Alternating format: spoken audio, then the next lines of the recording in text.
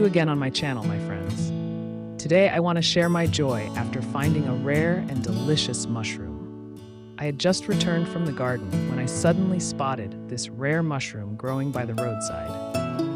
I don't know the name of this mushroom, but I do know that it only grows once a year, and its growing location is unpredictable. Because of this, many people search for it, but only lucky ones like me manage to find it. This mushroom typically grows during the rainy season and has an umbrella-like shape. No one knows how to cultivate it.